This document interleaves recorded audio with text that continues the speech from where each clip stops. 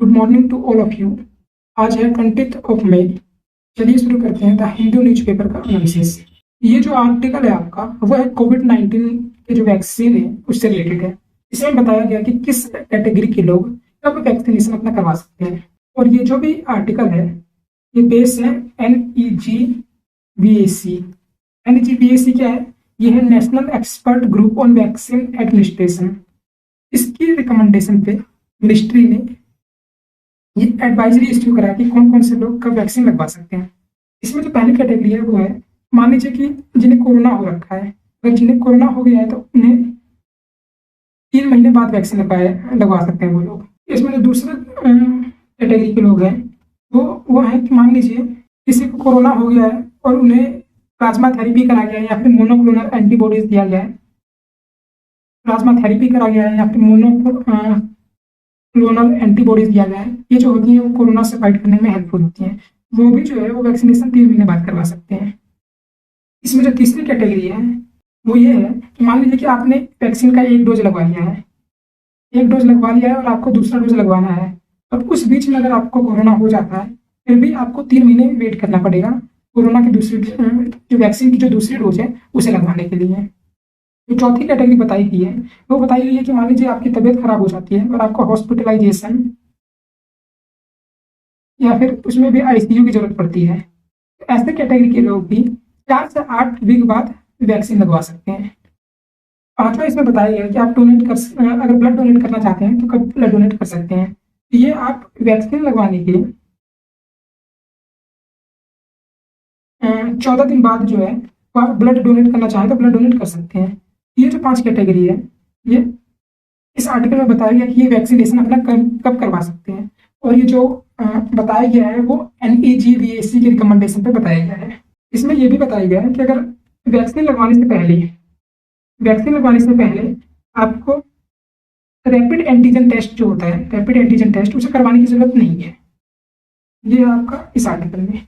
ये जो आर्टिकल है आपका वो है दिल्ली CM और फिर सिंगापुर गवर्नमेंट और सेंट्रल गवर्नमेंट, इन तीनों के बीच क्या टसल चल रहा है सिंगापुर को लेके, सिंगापुर वेरिएंट को लेके। एक्चुअल में इश्यू क्या था, यहाँ पे क्या था कि अरविंद केजरीवाल जी ने इन्होंने जो सिंगापुर वेरिएंट है, कोरोना वायरस का सिंगापुर वेरिएंट है, उसके बारे में बताया था कि ये जो सिंगापुर वेरिएंट आया है जो कि बच्चों के लिए काफी ज्यादा खतरनाक है और ये जो है इसके रास्ते सिंगापुर से रास्ते भारत में आ सकता है। तो इसीलिए जो सिंगापुर से जो भी फ्लाइट आ रही है उन्हें तुरंत कैंसिल करा जाए या फिर सिंगापुर से जो भी फ्लाइटें आ रही है उस पर इंडिया में एंट्री पे बैन करा जाए।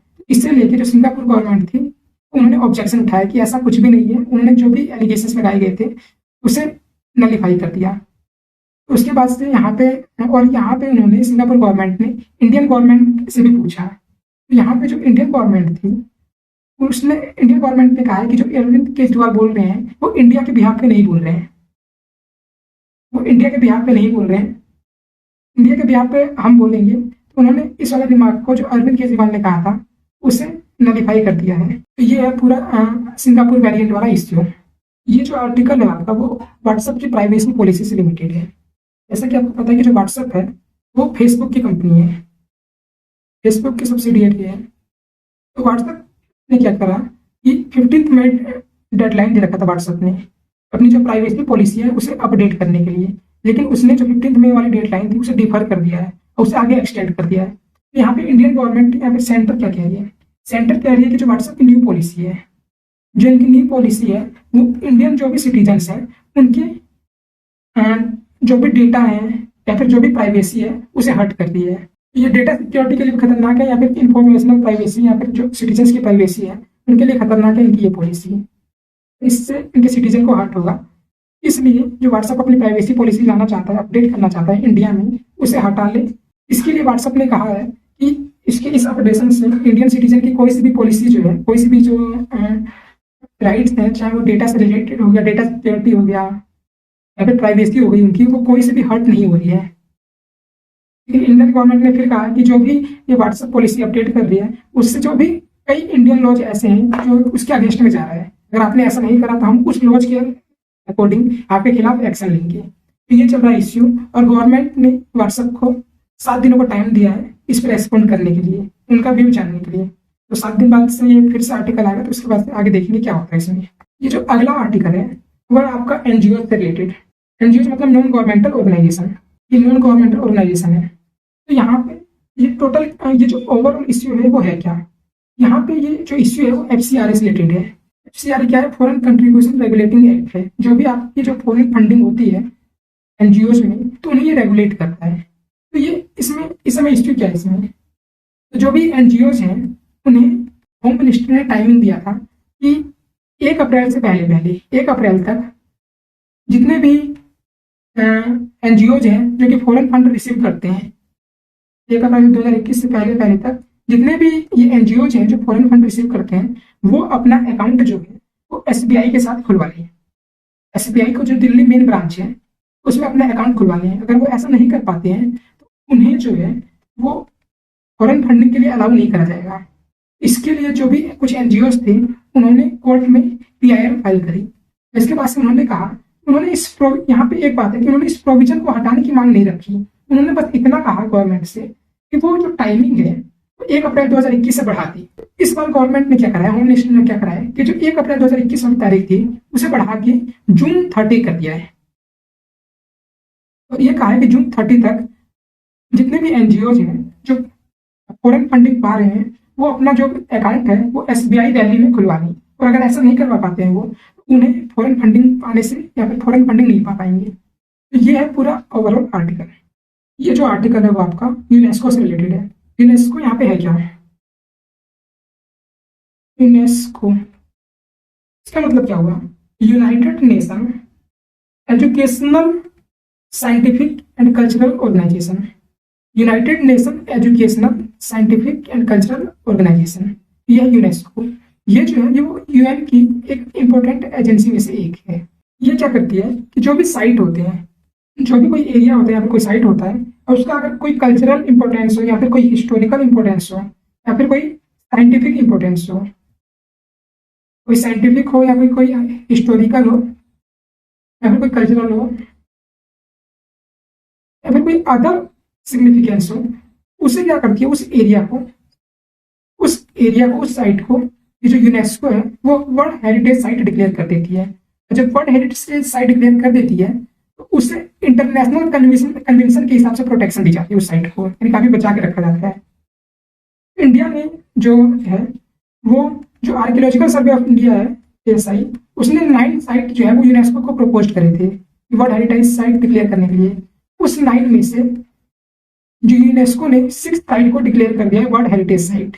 ये 6 साइट कौन कौन सी है आपकी, पहली जो है वो गंगा घाट इन वाराणसी, दूसरी है वो है टेम्पल्स ऑफ कांचीपुरम, ये दूसरी है, और तीसरी जो है वो है सतपुरा टाइगर रिजर्व जो कि मध्य प्रदेश में है, चौथी है वो है मराठा मिलिट्री आर्किटेक्चर, ये कहाँ पर है, महाराष्ट्र में। तो 5वीं है वो है आपका बंगाल मेगालिथिक साइट जो कि कर्नाटका में है। तो जो 6ठे साइट है वो है आपका भेड़ा घाट लेमता घाट ऑफ नर्मदा वैली, और ये भी कहाँ पे मध्य प्रदेश में है।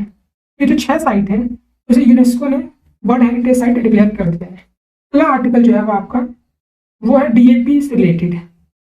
डीएपी क्या होता है, डीएपी होता है डाई अमोनियम फॉस्फेट।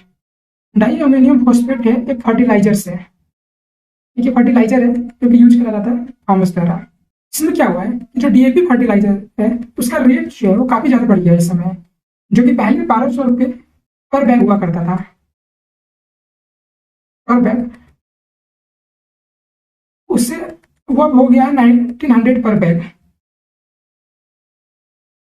इतना प्राइस बढ़ गया है। और ये प्राइस क्यों बढ़ा है, तो इसलिए बढ़ा है कि जो डीएपी बनाने के लिए जो भी रॉ मटेरियल्स यूज होता है जैसे कि फॉस्फोरिक एसिड और अमोनिया, इन दोनों के प्राइस जो है वो इंटरनेशनल मार्केट में 60 से 70% बढ़ गए हैं। और इस वजह से जो इंडियन फार्मर्स को जो पड़ रहा था वो 1900 पड़ रहा था, जबकि इसका जो एक्चुअल कॉस्ट है वो है 2400, लेकिन गवर्नमेंट इसमें सब्सिडी प्रोवाइड कराती है, सब्सिडी लेके वो 1900 पड़ गया था। 1900 भी काफी ज्यादा प्राइस है ये 1200 के मुकाबले। इसमें गवर्नमेंट ने क्या करा है कि गवर्नमेंट ने इस प्राइस को 1900 रुपये घटाकर 1200 पे देके आ रही है, 1200 रुपये पर बैग। यहाँ पे गवर्नमेंट ने फार्मर्स को इस वाले फर्टिलाइजर्स पे और सब्सिडी प्रोवाइड करा दिया है, और सब्सिडी प्रोवाइड कराने की वजह से जो गवर्नमेंट का जो कॉस्ट बढ़ा है वो लगभग 14,775 करोड़ का खर्चा आया गवर्नमेंट की तरफ से ये सब्सिडी प्रोवाइड कराने में। तो ये है इश्यू जिसके लिए फार्मर्स वगैरह ने काफी प्रोटेस्ट भी करा था इसके लिए, तो गवर्नमेंट ने इस वाले इश्यू को भी ऐसे रिजॉल्व कर लिया है। ये जो आर्टिकल है आपका वो है चाइना और रसिया के रिलेशन से रिलेटेड है। रसिया और चाइना के रिलेशन से रिलेटेड है। हम देख रहे हैं कि over the period of time तो रसिया और चाइना के बीच का जो रिलेशन है, इंटरनेशनल रिलेशन है, फॉरेन रिलेशन है, ये दोनों काफी क्लोज आ रहे हैं एक दूसरे के।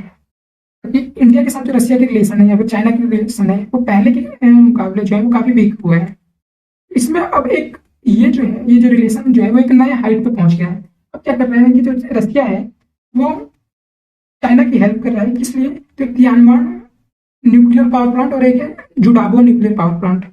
इन दोनों प्रोजेक्ट को, जो कि न्यूक्लियर पावर प्लांट प्रोजेक्ट है, उनको बनाने के लिए जो रसिया है वो चाइना की हेल्प कर रहा है।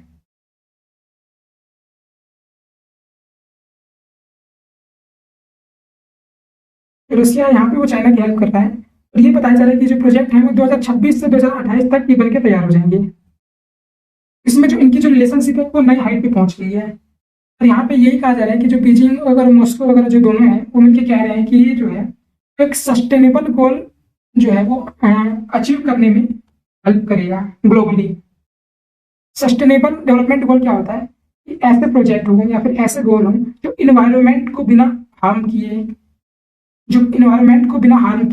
या फिर फ्यूचर जनरेशन को ध्यान में रखते हुए बनाए गए प्रोजेक्ट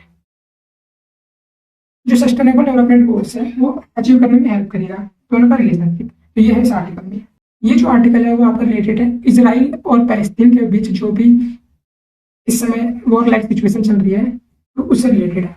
इसमें अमेरिका जो है हमेशा देखा गया कि जो यूएस प्रेसिडेंट है जो बिडेन, उन्होंने इसराइल को हमेशा फेवर करते आए हैं, चाहे वो यूएन में हो या फिर ऐसे भी डायरेक्टिव हो। यहाँ पे जो बिडेन ने कहा है हम इसराइल से ये एक्सपेक्ट करते हैं वो जल्दी से जल्दी सीज फायर को अचीव करें, या फिर जो भी संघर्ष चल रहा है इन दोनों के बीच, जो भी वायलेंस चल रहा है वो जितना जल्दी हो सके जितना वो रोक दें उस संघर्ष को।